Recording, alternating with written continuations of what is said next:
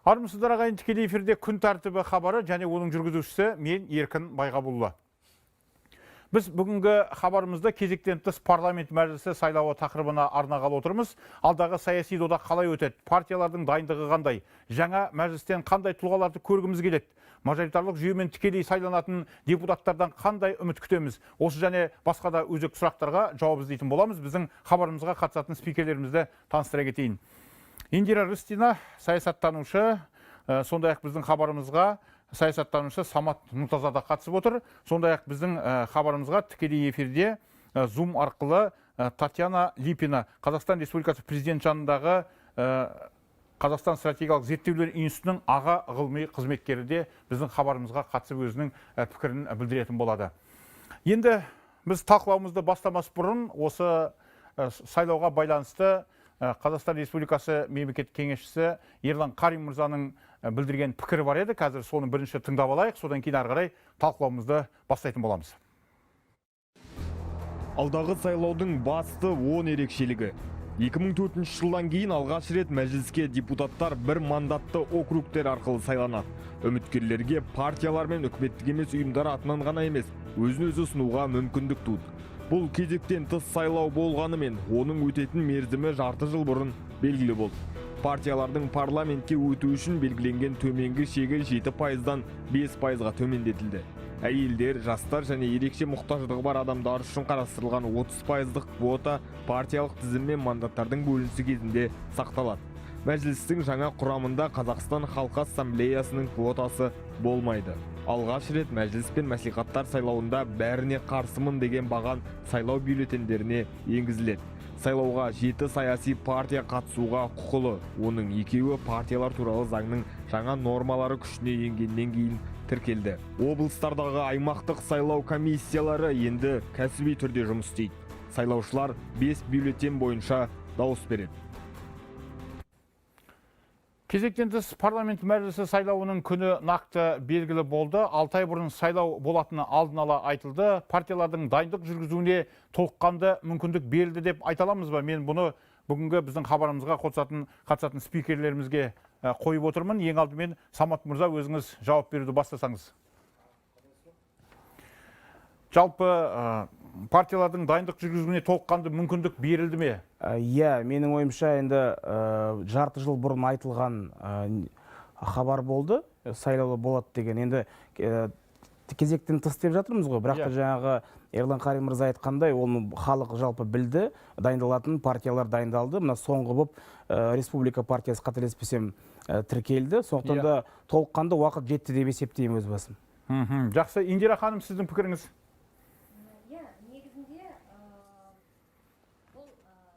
Кезектен тыс сайлау. Бірақ бұл кезектен тыс сайлаудың анонсы президенттің қыркүйек айында жасалған жолдауында болған еді.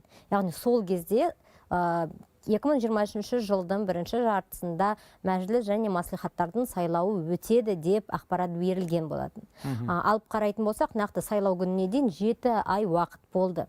Сонымен қатар, заңға негізделе отырып, біз сайлау белгіленген күннен бастап, 2 айдың мәжіліс тарқатылған кезден бастап, 2 айдың ішінде, яғни осы 2 айдың ішінде кез келген уақытта сайлау өте алады. Былай қарайтын болсақ, мәжілісті тарқатқаннан кейін ең ұзақ мерзімге қойып жатыр. Яғни 19 қаңтар күні мәжіліс тарату туралы ресми түрде айтылған болса, 2 айдан кейін, яғни ең ұзақ шегіне дейін созып, оны 19 наурызда белгілеп отыр сайлауды. Яғни осы сайлаудың болатыны жария болды, және бұл сайлауға қатысамын деген үміткерлер сайлаудың қандай ережелер бойынша өтетінімен таныс болды. Оның барлығы да алдын ала айтылған болатын. Сондықтан да жалпы сайлау кезектен тыс болғанын өзінде де оған қатысуға мүмкіндік азаматтарда сақталып жатыр, және ол алдын ала айтылған болатын.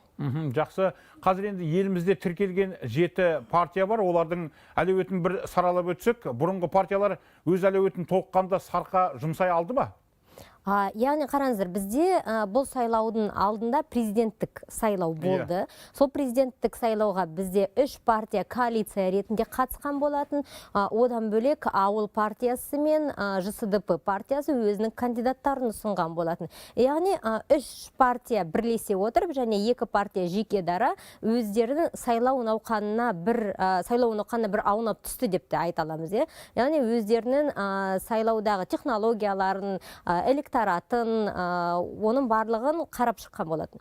Сонымен қатар бұл 5 партияның тағы да бір ерекшелігі, бұл осыдан 2 жыл бұрын өткен парламент және маслихат сайлауларындағы жұмысы. Сонымен қатар бізде 2021 жылдың жазынан бастап әр апта сайын деп айтсақ та болады, әр жерлерде, әр өңірлерде ауыл әкімдерінің сайлауы мерзім біткен сайын жүріп жатыр. Ол жерде де саяси партиялар өздерінің кандидаттарын ұсыну арқылы сайлау процесінде үздіксіз қатысып жатыр. Ал жаңадан тіркелген 2 партияға келетін болсақ, бұл 2 партия бекітілген саяси реформалардың нәтижесінде қабылданған жаңа ережелер бойынша өздерінің тіркелуін өтті, және тіркелу кезінде олар электоратпен жұмыс істеді, яғни олар өздерінің кеңесін жинады, сонымен қатар азаматтардың қолын жинады. Тіптен қарасақ, әлеуметтік және бұқаралық ақпараттандыру тұрғысынан олар туралы да әңгіме айтылды, яғни халық осында 2 партияның бар екеніне соңғы жаңалықтардан танысып жатыр. Ал алдағы сайлау кампаниясы әр партияның әлеуетін және артында тұрған саяси бағдарламасын бізге көрсетеді деп ойлаймын. Жақсы, Самат мырза, осы партиялардың әлеуетіне байланысты сіздің пікіріңізді естісек.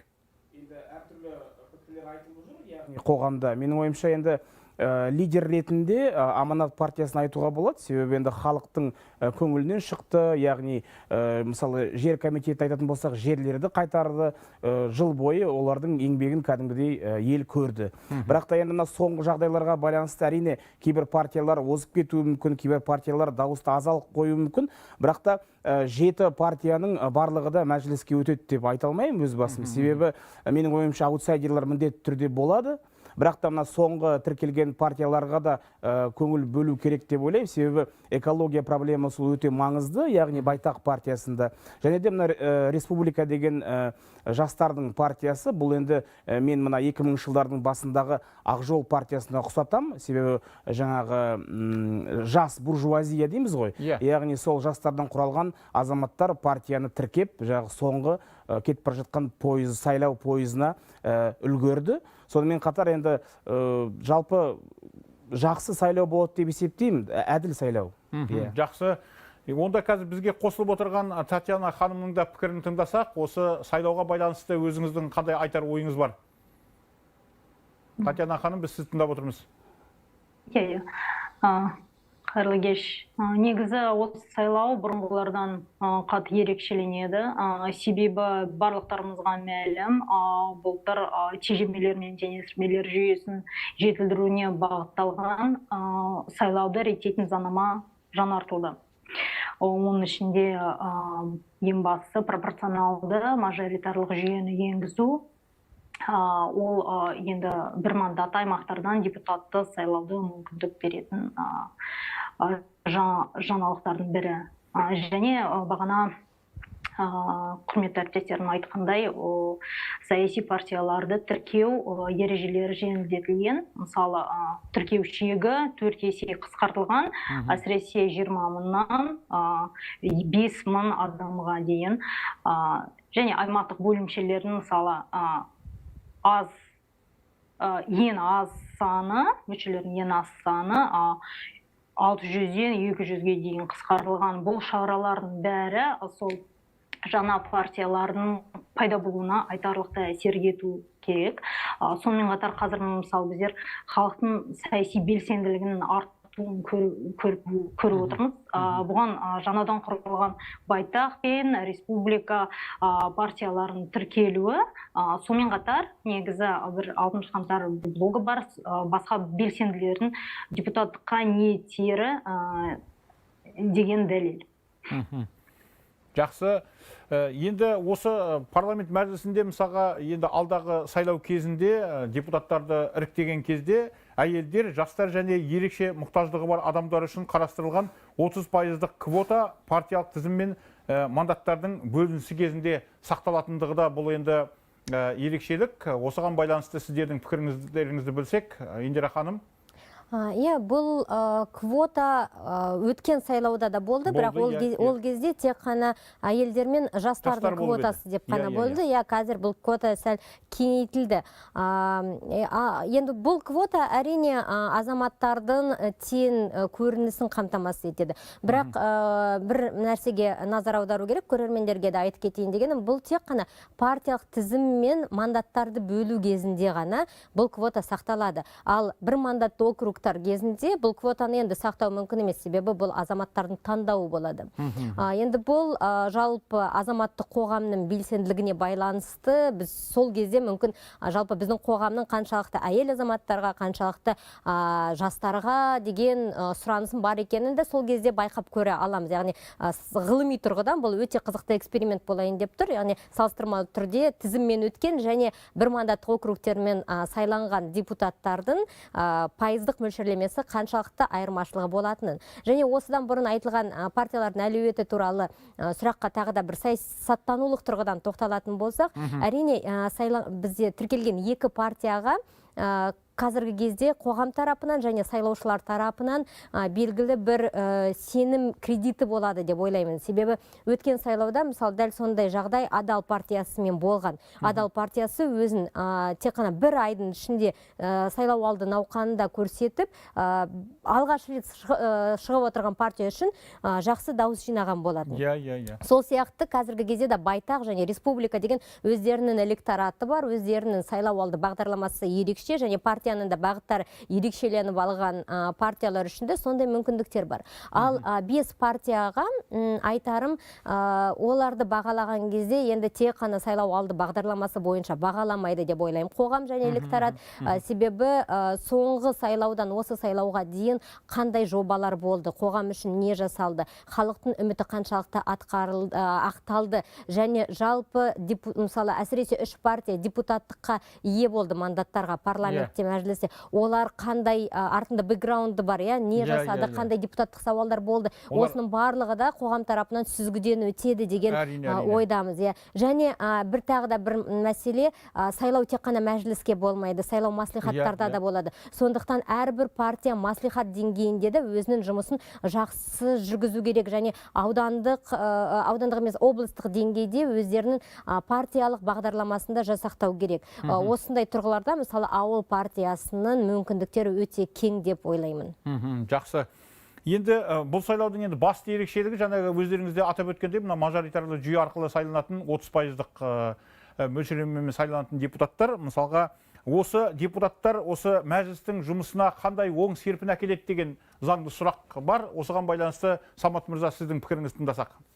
Енді менің ойымша жалпы 30% деген мажоритар бойынша келген азаматтар міндетті түрде партия мүшесі болмауы мүмкін. Яғни кейбір адамдар ешқандай партияға мүше болмай, олар өзінің пікірі, өзінің жаңағы ойын жеткізіп, яғни мәжілістің былай өмірін жандандырады деп есептеймін өз басым. Себебі біз үйреніп қалғанбыз жаңағы тек қана 3 партия немесе 4 партия барлығы әріптестер деген сияқты. Өзі жеке дара депутаттар пайда болады, менің ойымша ол дұрыс. Сонымен қатар мен айта кетейін дегенім, бұл мына бюллетендерде барлығына қарсы деген пункт бар. Ол менің ойымша ол да дұрыс, себебі билік, жалпы үкімет, президенттің тіпті өзі болсын, ол да халықтың көңіл күйін байқау керек. Яғни мысалы 2% ба 1% ба азаматтар қарсы деген басса, яғни қоғамның ішінде бұл да бір пікірдің түрі ғой. Пікірдің түрі, яғни ары қарайда үкімет жұмыс істеу керек дегенді білдіреді. Сондықтан да енді пікір осы. Жақсы. Татьяна ханым, бұл мәселеге байланысты сіздің де ойыңызды, пікіріңізді білсек. Жаңа депутаттар қандай жаңашылдық әкеледі? Түрлі жолмен мәжіліске келген депутаттар негізі түрлі әлеуметтік топтардың сұраныстарына сай үкіметке ескертулерді жасайды. Сонымен қатар халықтың мүддесін ескере отырып заңнаманы қабылдау керек деп үміттенемін. Жақсы. Енді осы жаңа біз атап өттік қой, мысалға депутаттардың ішінде кейбір депутаттарымыз мысалға үміткерлерге партиялар мен үкіметтік емес ұйымдар атынан ғана емес, өзін өзі ұсынуға да мүмкіндік бар екен. Осы мәселеге байланысты Индира ханым, сіздің пікіріңізді естісек. Бұл тек қана мажоритарлы тәсілмен сайланатын депутаттарға, үміткерлерге байланысты, көрермендерге тағы да бір айтып қоятыным. Қараңыздар, бізде партиялық тізіммен сайланатын депутаттардан таңдаған кезде біз депутаттарға дауыс бермейміз, біз партияларға дауыс береміз. Келесі бюллетенде бізде азаматтардың аттары жазылып тұрады. Бұл мажоритарлы формат арқылы біз дауыс беретін депутаттарды таңдаған кезде. Осыған өту үшін... Екі бюллетен бола ма? Жалпы бұл сайлауда 5 бюллетенге дейін болуы мүмкін. Республикалық маңызы бар қалаларда 4 болады. Бұл қандай бюллетендер? 2 бюллетень бұл мәжілістің бюллетендері, яғни біреуі мәжіліске қай партияны таңдайтынымыз, екінші мәжіліске қай депутатты таңдайтынымыз.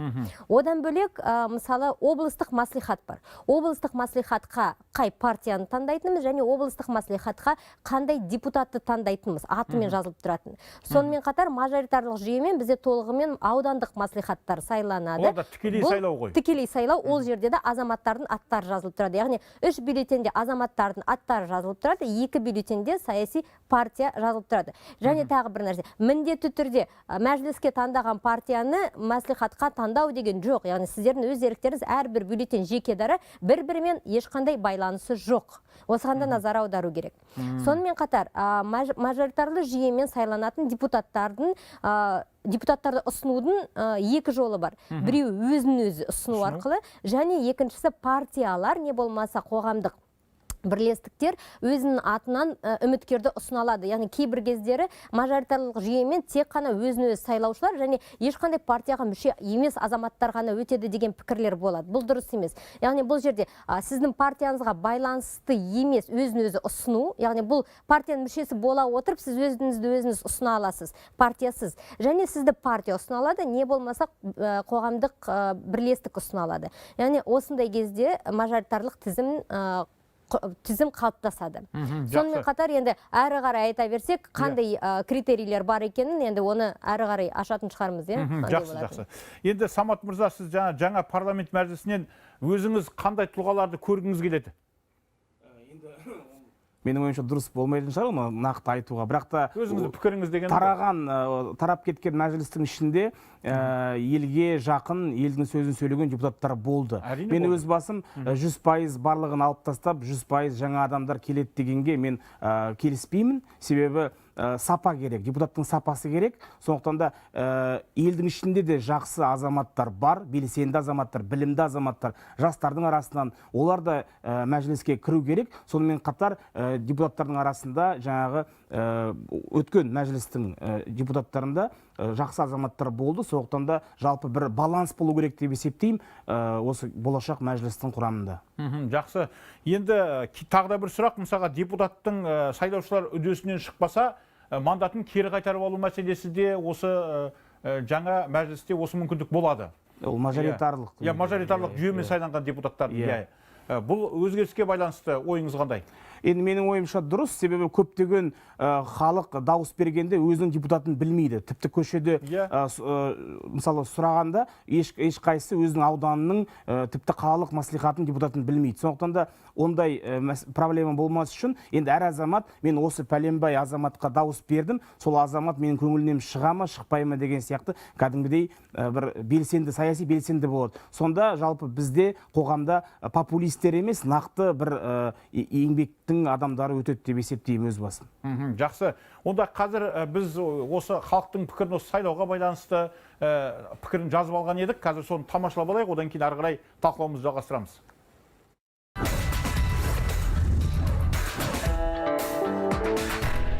Ну, конечно, ждем перемены, хорошие перемены. Біз алдағы сайлаудан тек жағымды өзгерістерді күтеміз. Менің ойымша ең лайықты деген мамандарды таңдау керек. Қазір жастар арасында білікті әрі білімді азаматтар көп. Соларға жол беру керек. Жастарды қойса, оқыған қазір оқын жігіттер бар ғой. Соларды қойса, сол дұрыс шығар деп ойлаймын. Заңды дұрыстаса деймін де. Жастарға орын беру керек негізі. Жастарда болашақ бар. Қазір көзі ашық, таңдау білет. ескі жолмен кете бергеннің пайдасы жоқ қой. Сол айтарым. Әрине ауыстырса, жастар келсе, сауат жастар өте көп бізде. Оған жақсы қараймын, өйткені жастар, оның бәрін тек қана осы жастарға мен тілейтінім, бізде өте көп сондай образованный жастар бар. Негізі қазіргі заман тек қана жастарға берілсін деп ойлаймын. Оған мен оған келісемін.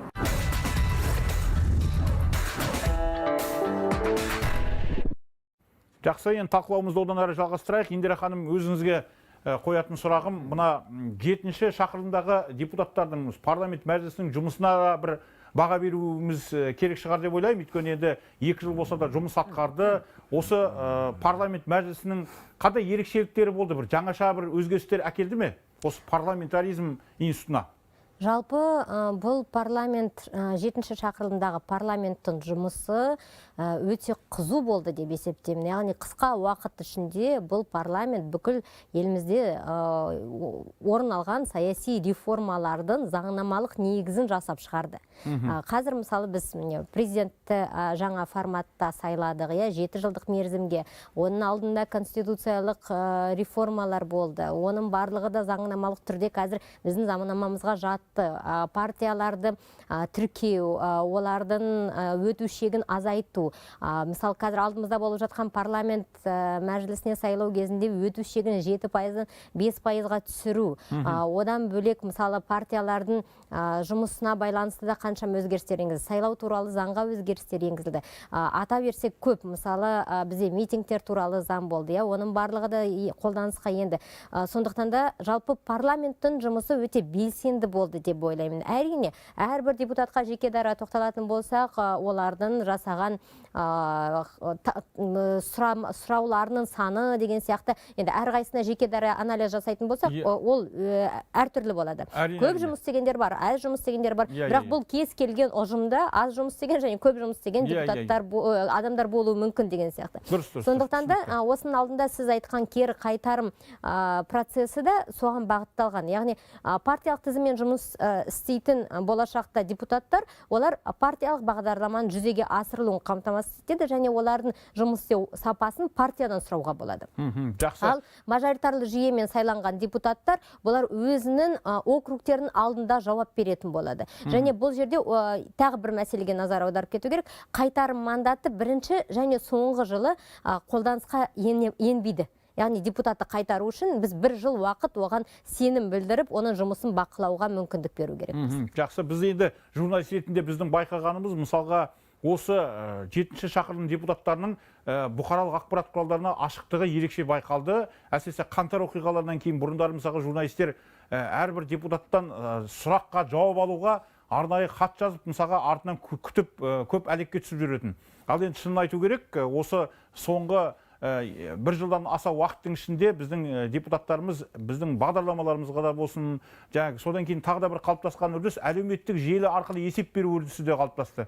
Бұл да бір ашықтықтың белгісі іспетті. Самат мырза, сіз бұған байланысты не айтасыз? Енді әлеуметтік желі қазіргі заманның өзі байланысы ғой. Яғни, егерде бұрын кезекте тұрып, жазылып, кіре алмай айлап жүрген болса, қазір мысалы әлеуметтік желі Facebook, Instagram арқылы депутатқа, тіпті министрге, тіпті президент әкімшілігіне шығуға болады. Сондықтан да президенттің өзі Twitterден бастап үлгі көрсетті. Сондықтан да келе жатқан осы мына мәжілістің буыны дейміз ғой, олар әлеуметтік желіде өте белсенді болып, халықпен тікелей байланыста болу керек деп есептеймін. Бізге өкінішке орай әлі күнге дейін кейбір министр мен әкімдердің әлеуметтік желі парақшаларын пресс-секретарлары жүргізеді. Өздері отырмайды, тек қана президент айтқаннан кейін жасап қояды да, бірақ та өздері айлап, апталап қарамайды. Сондықтан ол дұрыс емес. Кәдімгідей әлеуметтік желіде белсенді болу керек деп есептеймін. Жақсы. Татьяна ханым, бұл мәселеге байланысты сіз не айтасыз? Сіздің де пікіріңізді тыңдай отырайық. Сізге естілді ме? Осы 7-ші шақырылымдағы депутаттардың жұмысына байланысты өзіңіздің бағаңызды бере кетсеңіз. Мен негізі әріптестермен келісемін, себебі үлкен саяси трансформация өткен жыл орын алған. Бұл 7-ші мәжілістің депутаттардың жұмысы болған. Ал енді олардың жұмысының нәтижелерін осы жылдан бастап көремін. Жақсы. Енді мен тағы да бір сұрақты қоя кетейін. Индира ханым, мысалға осы парламенттік оппозицияға байланысты қандай біз баға бере аламыз? Мысалға Ақ жол партиясы осы Аманат партиясына қаншалықты оппозиция бола алды? Жалпы осы үрдіс бізде неге бір жоғары деңгейде дамымай жатыр? Оны мысалға алдағы 8-ші шақырылым депутаттары осы мәселені қалай нәтижелі жүзеге асыру керек?